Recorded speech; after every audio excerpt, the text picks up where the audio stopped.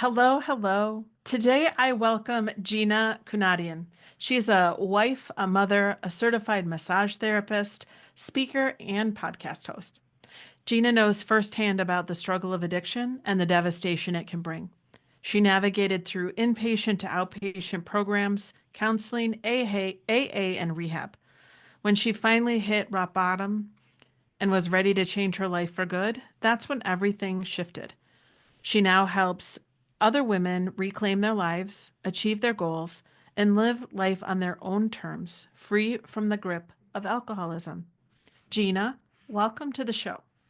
Brenda, thank you so much for having me. It's a pleasure having you. And you've listened, so you kind of know we just dive right in. No chit chat here. just just dive into the deep. That's how I am. And so take us back to that time when you were in the grips of using alcohol to cope with your life and how that became the catalyst for you, the wake up call, and how that then became your catalyst. Yes. Well, again, thank you so much for having me on your show. I love sharing my story, and I'm going to make this brief, but it started from my childhood. My father was murdered when I was a baby, and Mm. I didn't grow up with a father. The man that my mom brought into our life, we thought he had good intentions. I'm the baby of four, and he didn't. He molested me from the ages of 6 to 12 years old. Ooh. I kept it all a secret, didn't say nothing to anybody because I thought I would get in trouble. And I was just that people pleaser in school. I had no self-worth, low confidence, no self-esteem whatsoever. And I had severe anxiety. And so in my high school year, I got into a bad relationship. My first boyfriend, he was controlling, abusive, and a manipulator. And I had to file a restraining order on him. Well, my mom did. I was a minor at that time. And after that, I met somebody else who then introduced me to the rave culture, which is like an underground party where they Mm. have EDM music, drugs are involved. And I had my first substance as MDMA. I never smoked, I never drank, I didn't do anything. And I literally thought I was going to die when I took that substance because I didn't know what to expect. But for some reason, I felt like I belonged in that type of culture, that environment, because I felt love for the first time. Mm. And so I turned 21. And then, of course, I alcohol, that's legal. Well, let's go and club, right? So that's what I did. I went clubbing and partying with my girlfriends, and that's where I met my DJ husband then. And we fell in love right away. We got married in 2007, had our first son in 2008. And then my life was from a social drinker, it became habitual, to then dependency, where I was drinking a fifth of vodka a day in order for me to function. But Wow. I denied my alcoholism. I said, nope, I'm not an alcoholic. Well, my behavior started projecting negatively towards my husband. I was becoming the abuser. I was pushing him. Mm. I was yelling at him. Cops were coming in and out of our house constantly. And my husband at the time, he had enough, and I don't blame him. He took our son away, and he said, "I'm not coming back." And good for him. But during that time, I was very depressed. I wouldn't get out of bed. I had a bunch of medication because, of course, with alcohol, you depression comes and anxiety. So I was Mm-hmm. taking Mm-hmm. medication, and I remember texting my friend, I don't want to live anymore. This is it. I don't have Mm. nothing to live for. No husband, no son, nobody. So I said, I'm going to take this bottle and of medication, and I'm going to just down it with alcohol, and I don't care if I live or die. Well, he took that very seriously, and I'm glad he did because he had contacted my parents apparently, and who then called 911, who came inside the house and took me straight to the hospital to pump my stomach and get me Yeah. well. And then from there, I went to outpatient program. I was an inpatient, of course, for those 3 days.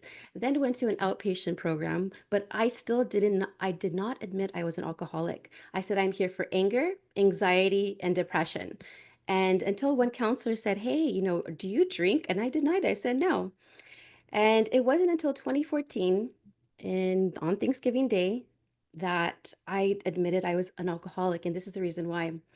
I had party the night before, and my mom said, "Let's go out to your brother's house." She picked me up, and I didn't have any alcohol with me. Normally I have like a bottle with me in my purse, right? And then I remember just feeling very ill, shaky, like I was going to die. I was like, well, something's not right. Mm, And then I told my mom, Mom, I need to drink some wine or something. She's like, oh no, you're not going to drink anything. I said, wait, you don't understand. And she didn't know the severity of my alcoholism at the time. I said, if I do not drink, I may just black out here, pass out here, die here. I'm not sure. So she, bless her heart, gives me 4 ounces. And I said, no, Mom, I need to have more than that. So that's when I realized like I have a problem. But it didn't stop there. What happened is I did admit that I was an alcoholic. I did go to rehab the next month for 30 days. But right after rehab, I went straight to the casino and I thought I couldn't handle my mm, my sobriety. Of yeah. course not. So I drank and then relapse happened. And then it just kept on happening and happening and getting worse and worse. Relationships were, I was losing friends. I was losing just people who I was really close to. And that was like the wake up call, like, oh my goodness, I'm getting very ill constantly and something needs to happen. Mm. So what time span was this? Are we talking 5, 6 years? Yeah. So my drinking, I would say, from okay, how old am I now? I am 43 years old. My sobriety date is about 7 years ago. So I was 35 when I became sober. So So we're about talking 14 years. yeah, so that many years, yes, and it destroyed me. And that wake up call was one time where I was in front of a familiar liquor store and I was crying, it was raining outside and my tears mirrored my inner turmoil, Mm, um, despair. That's all I was thinking, despair and unworthiness. And I just didn't want to live anymore again. And then that's the time that I surrendered. And once I surrendered to my higher power, because I was afraid to ask for help, I didn't know how to ask for help because I thought we were living in a society where if you ask for help, it's a sign of weakness. And so that yeah. was it. I said, God, if there's a God, please help me. I do not want to live like this anymore. 2 weeks later, I wound up getting pancreatitis and severely ill and was in the hospital for about a week. And then I thought to myself, oh my goodness, is God mad at me? But it was a blessing in It's kind of like an disguise. answer. It was your Yes, answer, it was my right? answer. And so I detoxed there medically for a week. And I remember I was living by myself. The kids were taken away from me. I already had another child during that time frame. And I came back and there was a bottle of vodka. And, I said, no more. I just got detox. No more. It's Mm, time to change my life. And that's when I decided I am never going to drink ever again. And that was in September 2017. wow. Well, Yeah. kudos to you. Thank you. Thank you. I'm curious when you're in the car with your mom and because you're detoxing and you're recognizing that, right? Like that's what's happening, right? You're going through withdrawals and it's like, how, how were your parents after that? How was your mom after that? Like when she figured out what was happening and you was like, I need more than 4 ounces. Like, how was your parents after that? Yes, she was just like, oh, I didn't know she had a problem. Mm, And I don't think, I hid it very well, Brenda. This is the thing. People thought I was normal. yep, yep, And this is the way that I acted. And this was me because my body was so dependent on it. It was like if I didn't have it, then people would question what's wrong with her because I would right, be very absolutely, ill. yeah, Yeah, something yeah, would go on. And so she really made sure that I went to rehab because I said, I'm ready to go. I said, I'm ready to go because this is the time. This yeah, was my first rehab, and it was a 30-day program, which I absolutely loved the community.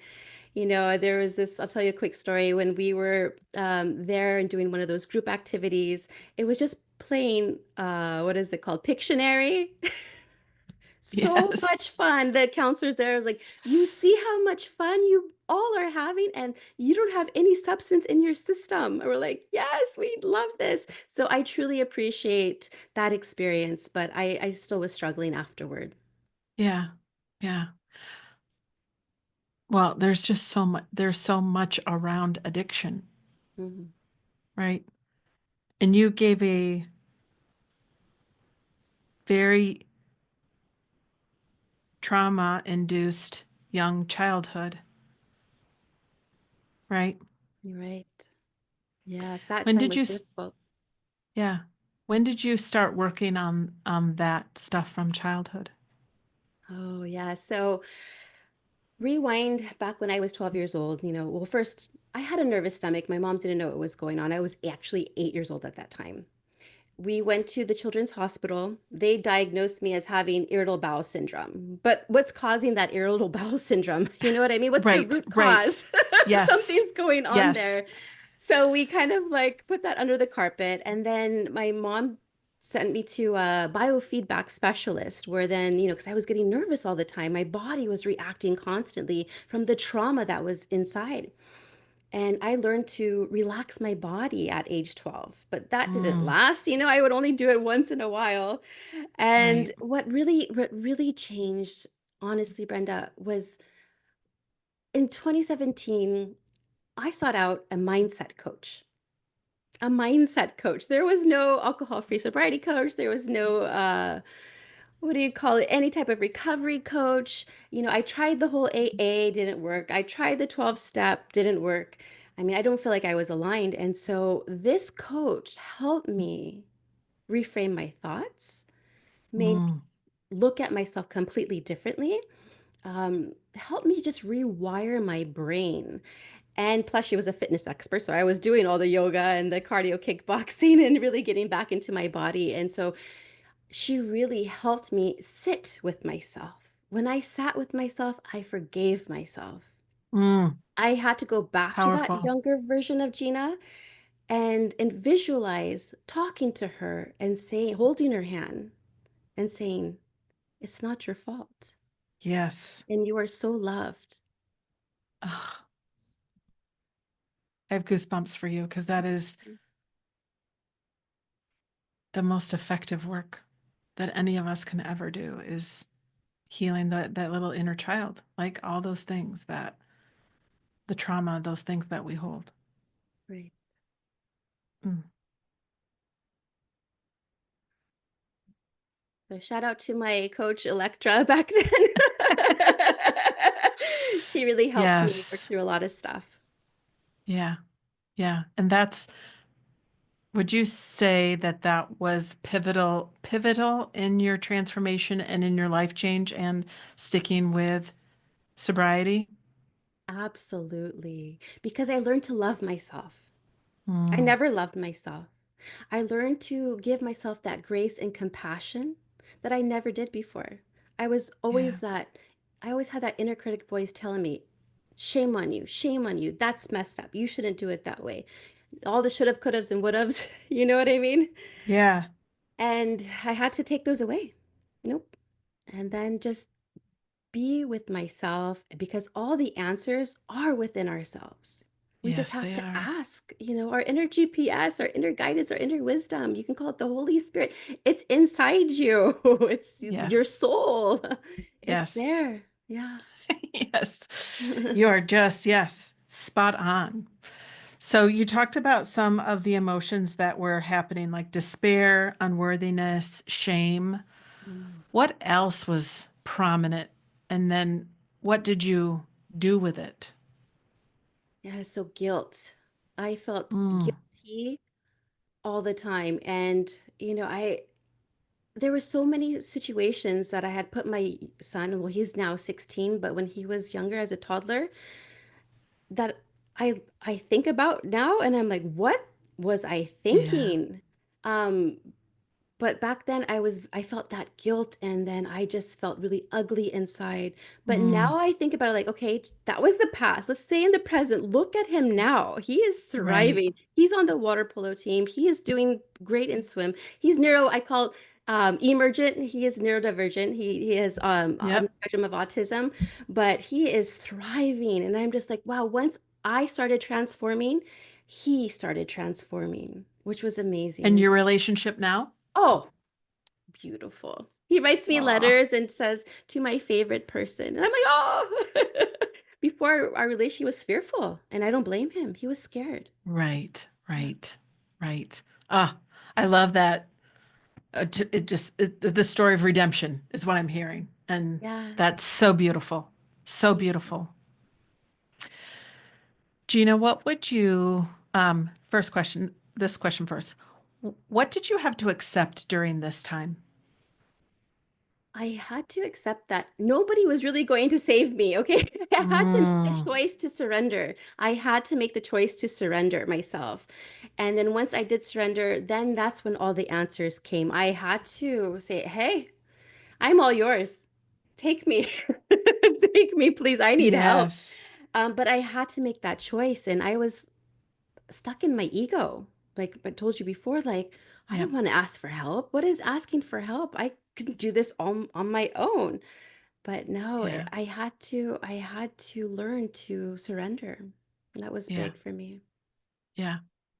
Well, I don't want to infer anything, but what I'm also hearing when you say I didn't want to ask for help, you were a child and wasn't able to ask for help. So it was kind of like this, Yeah. was there a bit of emotional safety around that Yes, I that I may not believe have so. existed?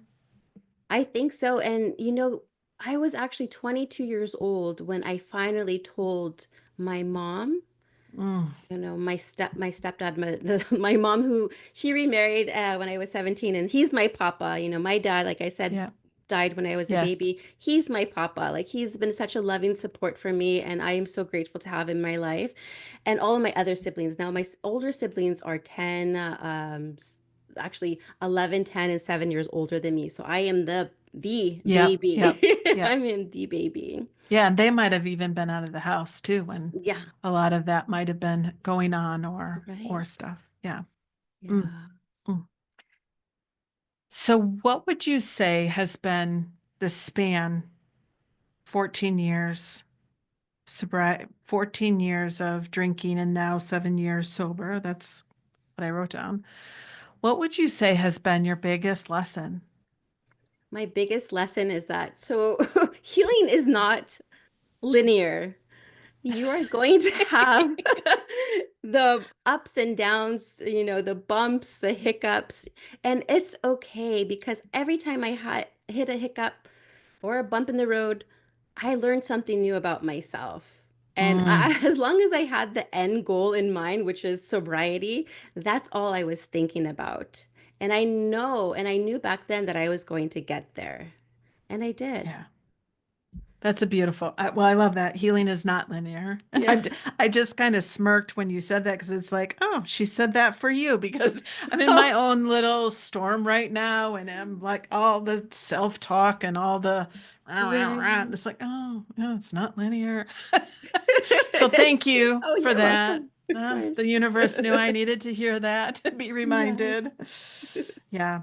But I think too, like every bump in the road is a lesson learned. And Mhm. that is so, that is so true. So true.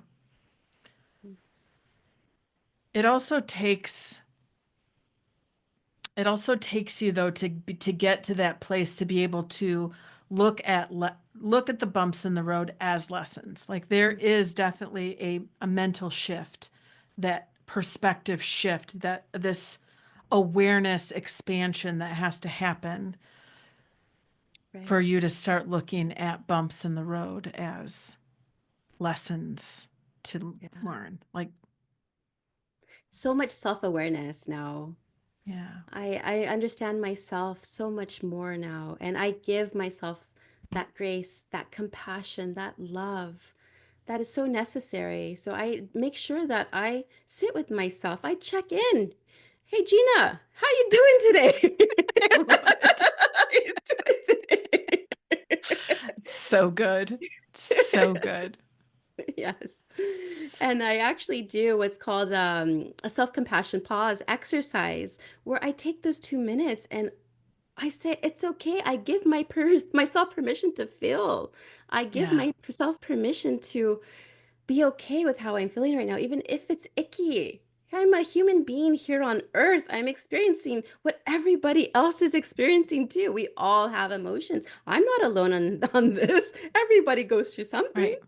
Right. But that's the beauty of what makes us human is this ability to is to feel the emotions, right? Yes. And yeah, so perfect segue into the question. So this mind, body, soul mastery, having this human experience, which one has been harder for you to work on, to get in alignment with, because the partnership of mind, body, and soul, when they're in partnership and work together in alignment, a life of ease and flow happens so much faster than Absolutely. when there's a misalignment, right? Like we all know what a misalignment means when our body, we've felt them. Oh yes. Oh yes. So yes, a beautiful question. So with my body, it was a brutal detox, but it passed. So that was okay. Mm, Now with my soul, it was healing as I started reconnecting with myself. So I would say the mind, because of the conditioning we have here on earth, we were never mm. taught to love ourselves. There's no loving yourself 101 in school. If we do say we love ourselves, then we were looked at as conceited or arrogant. Yes. Isn't that so true? Yes. So society runs backwards. And so those limiting beliefs that I had, those self-doubt, the fear of failure, all of that, I had Yeah. to practice how to reframe my mind, reframe my thoughts, and start talking differently to myself. Because Ooh, I know for myself, like I would never talk to a stranger or to a child the way that I used to talk to myself. So why do I think yes. that it's acceptable for me to talk to myself that way? It is Yes. not. Yes. I'm so with you there. I'm so with you there. Yeah. Mm-mm-mm.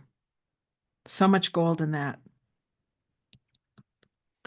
So you're through this, life is different, life has changed. You've got healing, you've got relationships restored, different things. Life still happens. Mhm. Things get messy. How do you help yourself move through it now? Yes. Okay. So I'm going to share something with you. Last April, on the solar eclipse day, I experienced a miscarriage. And I had so much grief inside Mm, me that I just let myself be. I used to have my morning routine. I used to do my daily exercises, whether it was just even walking outside. I used to kind of, monitor what I'm eating, hmm. but I didn't. I just let myself be, which then I gained 30 pounds. And so the challenge I had is, okay, Gina, what's stopping me from being happy and feeling vibrant and free and energetic? It was me. It was me. So I said, okay, let's heal all over again. Yeah. Because the grief started reflecting my body, the weight gain and the body aches, the sadness. But I had to reclaim my power again and say, you know what? It's okay. I'm going to get myself back and get healthier. And so I'm on a health transformation right now. And I'm my own personal coach with my spirit team. With my spirit team, I say my spirit team is there to guide me and along the way. Absolutely. So yes, I'm really starting to do more breathing exercises. I am just I get still. I love Mm, my alone time, my moments I could connect with God. I say Gus sometimes. It's God, universe, yes. or source. It's all the Yes. same. So I Yep. connect with my higher power. Yeah. Yeah. I just heard a new one. Gun, Oh, God, God. universe, or nature. Oh, That's nature. a new one. Ooh, that's a I good one love too. nature. Yeah. Although gun just kind of has this connotation. That's Oh. not exactly what you think of, right? But anyway, I just thought it was interesting. It was, yeah. I love because nature. I connect. Oh, so much Yeah. out there. Oh, it's so Yeah. beautiful. Mm, Yeah. So it sounds like you use the tools that you have learned all these years. You use the tools that you've learned to help you move through things quicker, faster. Yet you've also learned to give your body permission, letting yourself be to grieve. hmm. To me, that's beautiful because that was honest. Yeah. Instead of pushing through and, well, we got to keep doing all this when that's not what the body said or wanted, right? Like, so I think Yes. that's beautiful to follow the body's nudges and allow what has to be in that Yes. moment. Yes. And the body's okay. Enough's enough. Let's get moving. Right, And so right. I Well, take my walks in nature, to connect yes, again. And that's what I've been doing. Yeah. I have missed that. I wasn't going outside. I was just taking care of like the Yeah. housely duties at Yep. home in my business, Yeah. just just getting by day. Yeah. Yeah. I think everyone can resonate. I think we've all had those moments in our life. And I don't need to mean to discount the miscarriage, right? The grief, right? But I think that the cycles of life, we can Hmm. all resonate with just not feeling it, not having it, not being able to do I mean, everyone has those moments. Hmm. Yeah, can Yes. resonate. What a fascinating conversation. I am so grateful that you shared your story so authentically and vulnerably with me and with us. I appreciate that. That's what this show is all about. Thank you so much, Brenda. It's been a complete honor to just be in your presence and just to share my story with you and your listeners. So Yeah. thank you. One last question before we go. What would you like our listeners to take away from this conversation today? One thing. That transformation happens when you surrender. Mm, mm. No truer words. Surrender. I'm just gonna let that one sit because that one's powerful. Thank you Yeah. so much, Gina. Thank you.